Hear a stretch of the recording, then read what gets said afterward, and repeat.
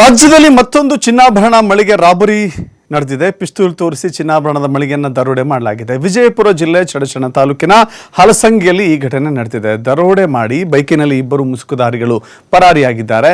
Monkey cap ಧರಿಸಿದ್ರು, helmet ಹಾಕಿಕೊಂಡೇ ಬಂದಿದ್ರು ಆ ದರೋಡೆಕೋರರು. ಅಂಥ ಇಬ್ಬರಿಂದ ಈ ಕೃತ್ಯ ನಡೆದಿದೆ.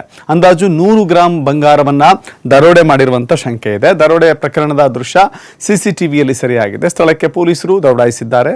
ಝಳಕಿ ಠಾಣೆಯ ಪೊಲೀಸರು ಎಲ್ಲವನ್ನು ಕೂಡ ಪರಿಶೀಲನೆ ಮಾಡ್ತಾ ಇದ್ದಾರೆ.